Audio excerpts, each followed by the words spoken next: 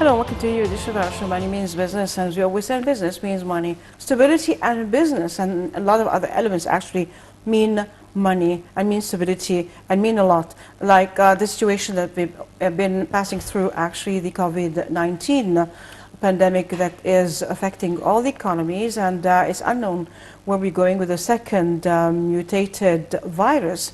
We are just still struggling, living our life and working, because we cannot go on shutting all our economies. But of course, as we know, other countries are totally locked down again, and the rates of infection is very high. Well, we are here talking about the end of the year, just only a week from now to the end of 2020. What is happening, what has happened, what has been accomplished in 2020? Well, most people are not very happy with 2020 for the different events that took place, and it's sad events actually, and not really charming and or happy events or like developments taking place. But others are just like accepting it in terms of numbers, economic numbers, and the accomplishments that took place on the local scene to start with. And we've got with us our guest, Mr. Hani Abou Fatouh, who's an economic expert. Welcome, sir, with us. Hello. Well, we would have a lot to talk about, actually. Well, what happened, what's happening, and if we can think of a future to all that, which is really well, some kind of weird questions, to ask in light of what's going on. But we're going for a short break, after which we'll be coming back and starting our show. Stay tuned to us, don't go away.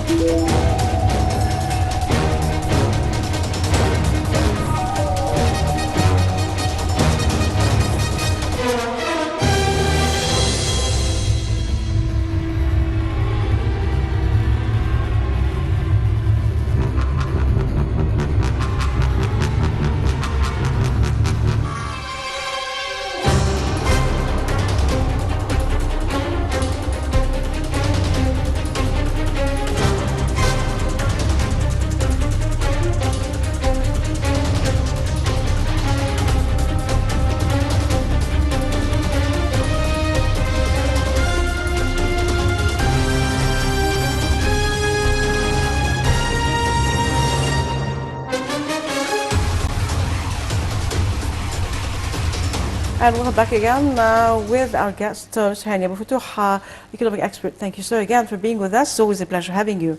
Pleasure. Well, I don't know how to start, and what to start with, because there are lots of questions at the same time.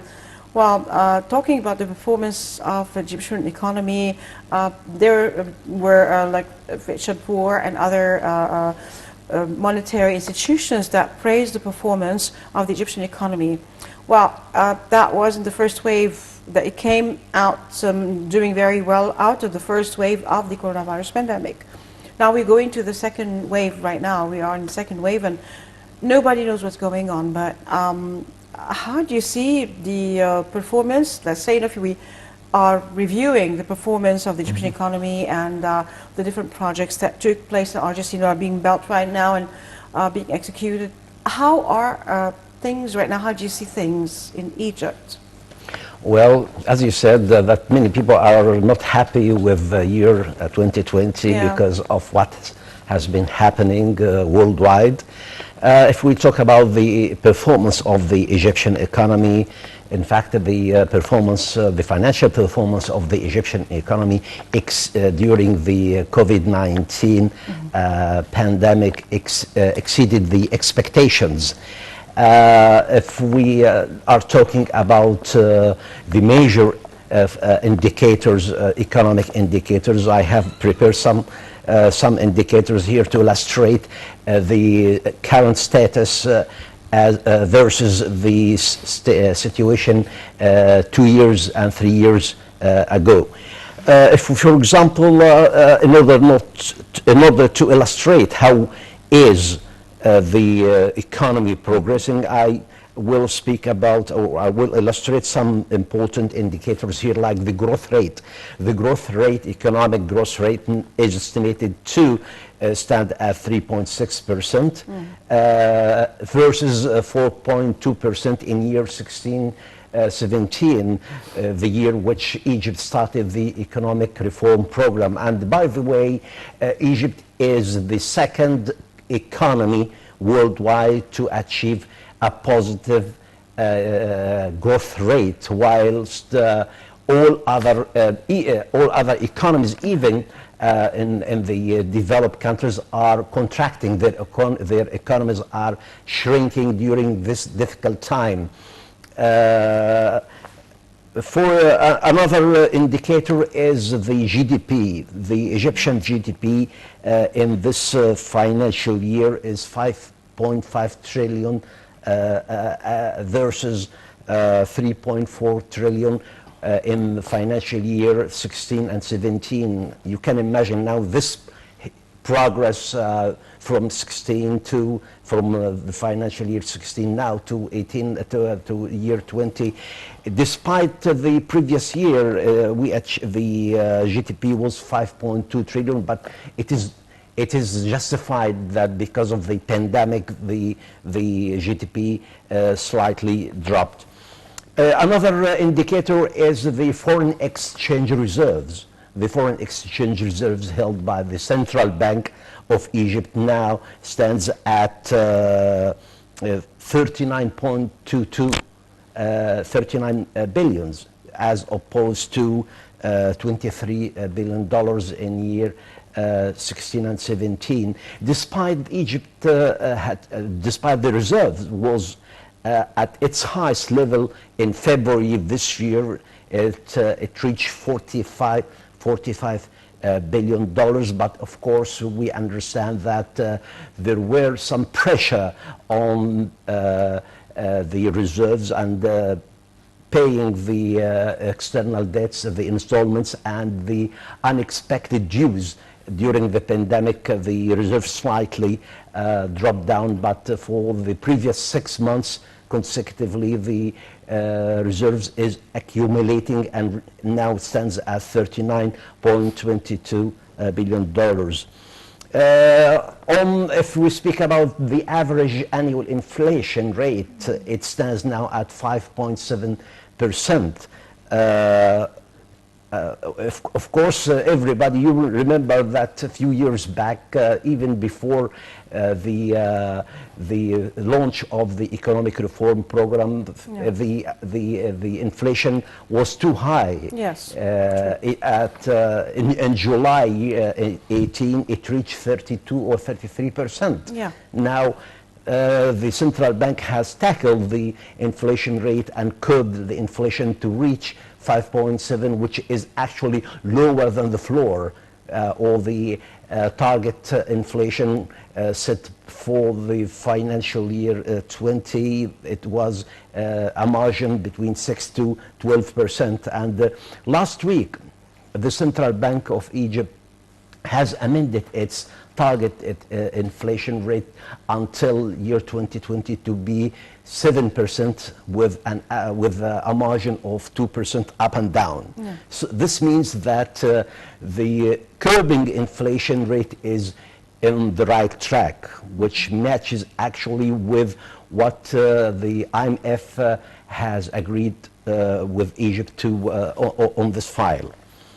If we move to the US dollar exchange rate, the dollar now is traded at 15.7. Of course, I need to focus on this because when when Egypt started the economic reform program and implemented the difficult measures of flotation of the pound, the US dollar jumped to more than 18 pounds. The exchange rate jumped to 18 pounds. Now it has been progressing, and according to Fitch report, Egypt the Egyptian pound is one of the best currencies in the emerging market during the year 2020. Another important figure also is the public investment. The public investments in Egypt in this financial year reached 478 billion pounds, while when we started the economic reform program, it was nearly 300 billion pounds only. So you can imagine now and compare the jump in these two figures. A lot of things are happening in this front, and the expectations of what is being said in the economic reports made by international institutions illustrate that Egypt's economy is progressing well and exceeded actually the expectations. So this is, in a nutshell, the summary of what's going on. Yeah, because I know the time is limited, so I don't want to spend more time on this figure. Well, you can, if you like, to spend more, expend more. But this is like, say, we'd say this is, in the macroeconomic terms. With the microeconomic terms, during the pandemic, of course, some in, like, say, tranches in the society felt the hardship. Those, who are working day by day and don't have a salary, for instance, there's things, of course, it affected a lot of people in different, like, like shops and stuff like that. They are working, of course, but not like before. But now, of course, things went back to normal, except with the timing that is more, instead of like, shops opening till midnight or after, during the holidays, but there's like 10 o'clock, for example, there's, the closure, they have to close restaurants at midnight, and so on and so forth. So it's more kind of orderly right now when we know how to deal with the situation. But some other people would like, like the vendors, now, like the vendors, for some time, where those, who are not on the salary, of course, there was the initiative of giving them money to make up for that. But how is that?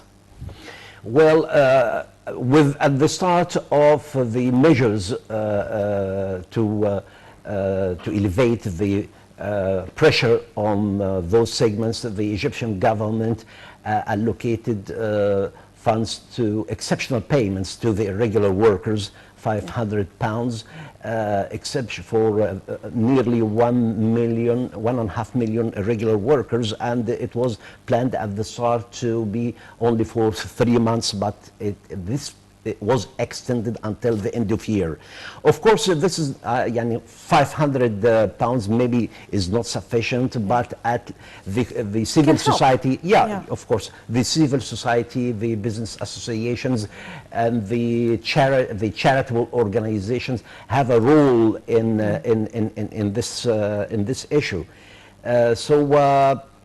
Yes, and I can understand and feel that there are several segments in the society, particularly those irregular workers, suffered a lot because of the partial lockdown during the last period, and even shortening the working hours more recently. But I hope that this is a temporary procedure, and everything would go back to normal maybe in the first quarter next year. Well, let me just, deviate from that first, with the shortening the working hours. For instance, if we have a store, then it works, like the workers come, from 8 o'clock or 9 or 10 o'clock in the morning, and they just, have to lock down, close, at 10 o'clock at night. So they know, and the customers know that they have to, if they want to buy anything, they just would buy it during this time. Otherwise, it will be locked down. It will, stores will close at a certain time. Before, they just had the liberty, even in holidays, during feasts, to open, even walking downtown. I could see till 3 o'clock in the morning during the holidays with people, to come and buy things. I personally, to buy, I used to just say, well, they open, I can go anytime.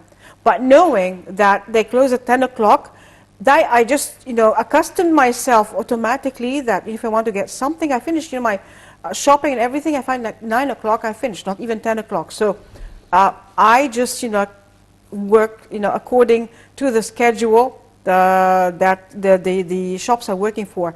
Also the workers, do have a certain time right now, no overtime or whatever, because whoever wants to work to buy, they will buy in this time. So is it bad or good? This is my like how I see things. But how do you see things, with the? Well, I see it has its own merits, and some, of course, has some inconveniences or disadvantages for consumers. They will get used to the normal shopping hours. Yeah. Okay. I think this is very normal in many countries. Even I think even in Tunisia, in some of the neighboring countries, shops close by 10. Maximum 10 o'clock. So everybody knows that he has time, maximum time to go for shopping. But on the other hand, let's consider that those shop assistants or those who work in the markets, they work 12 hours and maybe more than 12 hours in order to gain a little more money to face the hardship of life. Yeah. Because their basic salary or basic income is too little to cover, is not sufficient to cover their needs. So the only room for them is to work more hours. So yes, there's a disadvantage for this segment for shortening the working hours, and maybe I think the government has to work for a plan to compensate those people or this segment for the impact of shortening the shopping hours. Definitely. Also, can we say, for example, those who are like working in the grey economy that is not incorporated, that in the government, or the other people who are known, and then there is they pay taxes, they pay this, they pay that. With the grey economy, they just get the money, they get money, but they're not. It's not registered. They don't pay any taxes or anything like that. Yes, so because they all deal in cash. They don't have bank accounts. Yeah. So all their transactions, all their dealings are made in cash. Would that, is there a way now, to incorporate them in, like the bigger economy, or is it helping? The legal economy, yeah. Right now, is it the situation? Or would it force them to be in the bigger economy, or they stay there where they are? There are several initiatives and incentives to merge the grey economy into the legal economy, and the initiatives rolled out last year, in fact, encouraged them to register themselves as legal entities. Yeah. But I think there is still room for more incentives, because taxation only is not an incentive, because they were not paying taxes anywhere. But there should be incentives like waiving or making the registration fee so small, giving them incentives for the social insurance,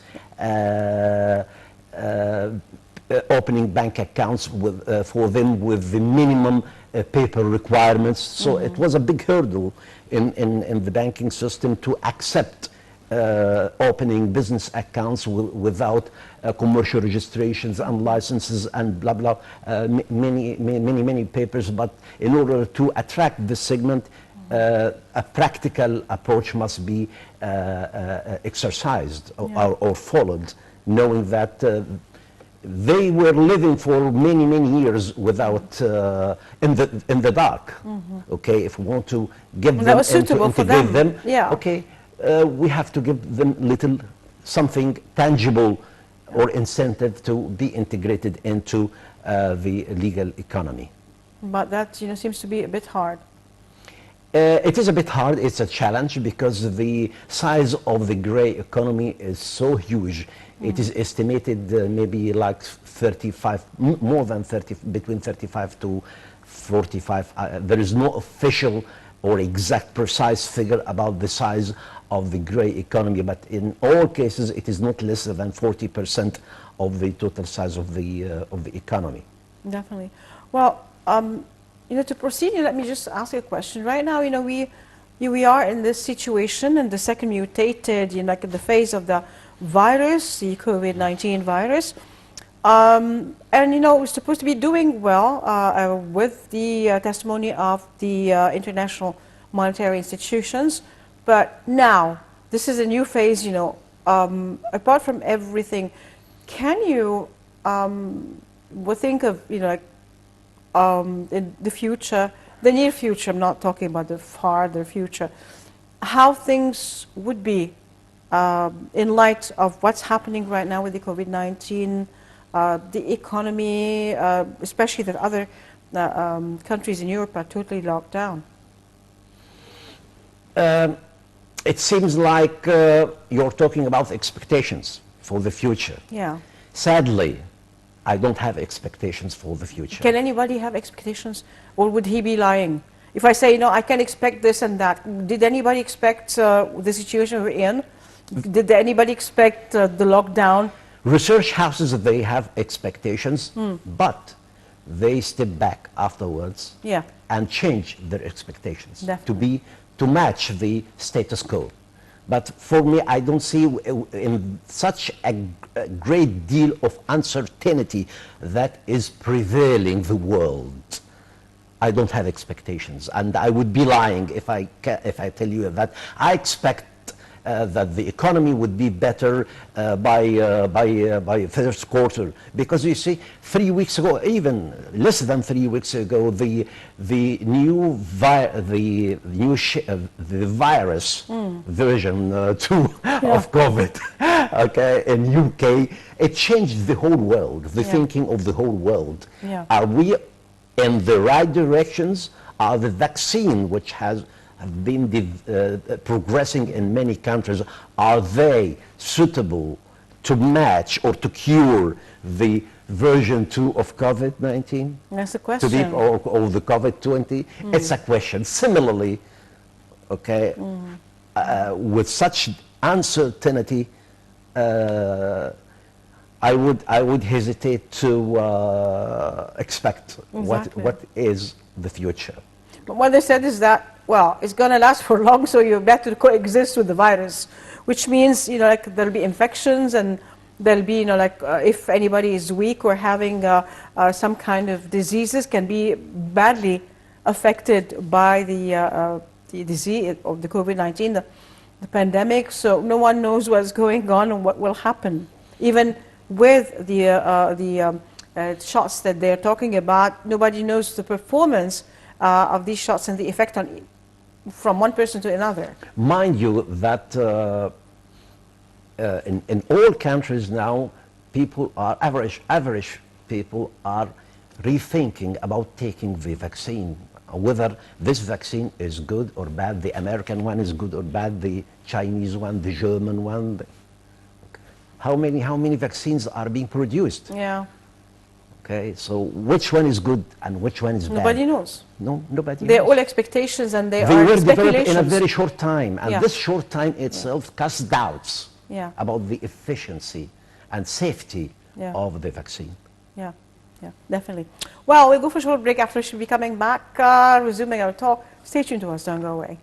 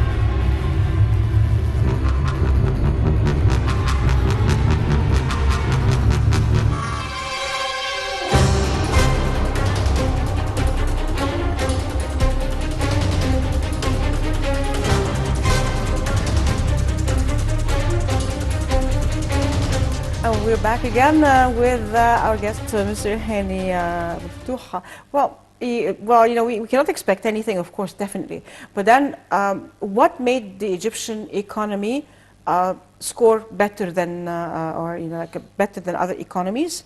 Could it go on this rate, in really doing well, performing better than others in light of the second wave of the COVID-19? Definitely, we are performing better than others. Why did we perform better? Yeah. Because the economic reform program, which was adopted by the government in year 2016, made the Egyptian economy more resilient to internal and external challenges. Yeah. Had we not taken or implemented the economic reform programs, we would have been in a much worse situation. Mm-hmm. For the future, I think the forecast of the IMF is positive that Egypt would achieve a positive growth rate and the Egyptian pound is still stable. The three rating agencies, they all agreed that the Egyptian outlook is positive for next year. All these expectations give some hope that next year is good. But again, on a personal level, I repeat what I said before the break, that I don't have expectations in view of the great deal of uncertainty. Definitely. Well, with the government's initiative to support the economy, how that would just boost the economy? The government has taken nearly 340 measures to alleviate the repercussions of the COVID-19, and these measures were directed to all economic sectors, including tourism, SMEs, and so on. Yeah. So these initiatives will continue next year, yeah. And without these initiatives, the economy would have slowed down like other economies in the Middle East and North Africa. So we are expecting that the government will roll out yeah. more initiatives and extend the duration of some of the initiatives rolled out during this year. Well, the role of the private sector versus the public sector, that is, we always say the government, but what is role, how did the private sector help in this, in these hard times? In any modern and free economy, private sector is leading the economy. The government is not actually taking the lead in creating jobs. Definitely. It's for the private sector to take the lead and expand and create jobs in the economy. Mm-hmm. And that's exactly what Egypt is doing in tandem with the IMF, the economic reform program, which aims to empowering the private sector. Yeah. And of course, the IMF and Egypt, the Egyptian government, they agreed together that the government should not be seen as a competitor to the private sector. Definitely. It would be unfair to ask the private sector to perform and expand while the biggest competitor would be the government. Definitely. What about the encouragement of the SMEs that are the backbone of any economy in Egypt here? The SMEs are the largest segment of the business entities in Egypt. They form nearly 80% of the economy. So again, they have a big role in steering the economy.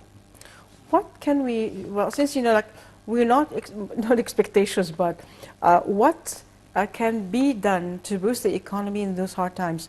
Well, like talking about investments, talking about, well, if we talk about foreign direct investment, does it work in these hard times?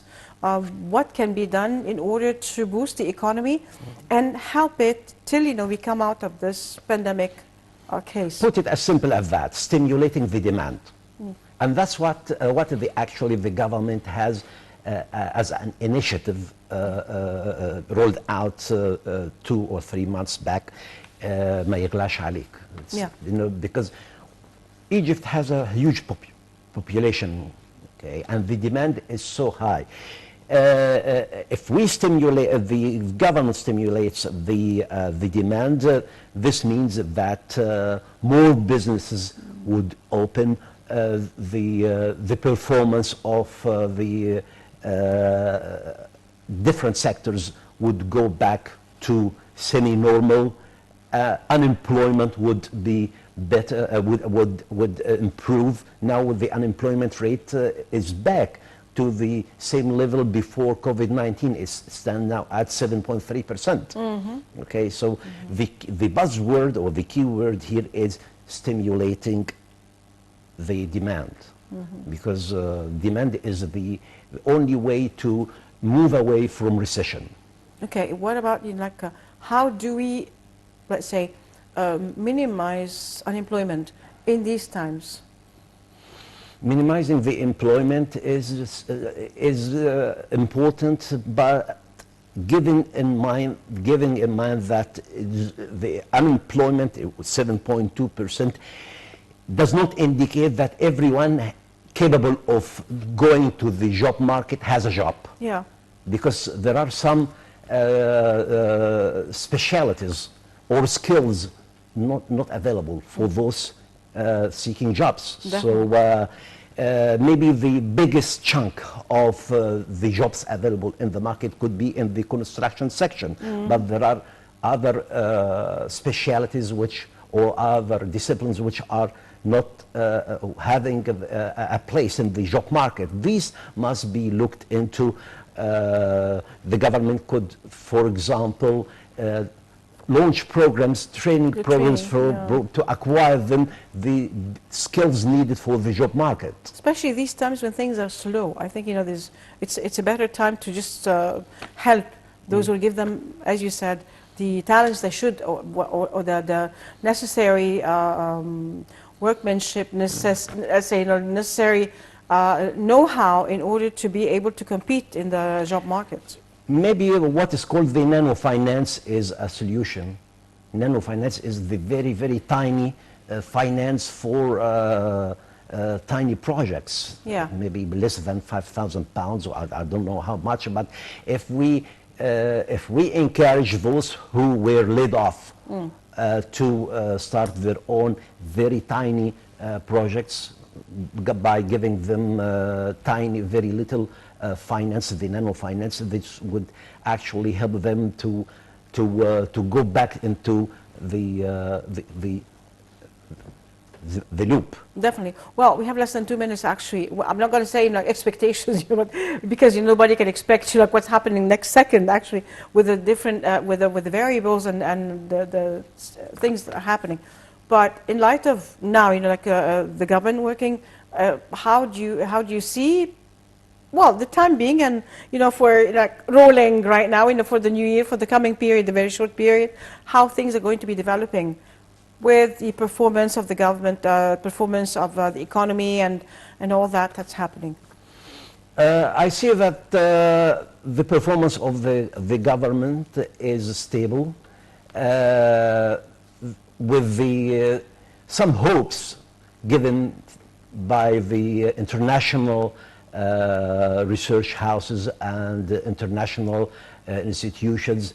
I would hope that next year some of the foreign direct investment would come to Egypt, and as said in the World Bank report, Egypt is the shining spot in Africa because of the FDI increased by 11%.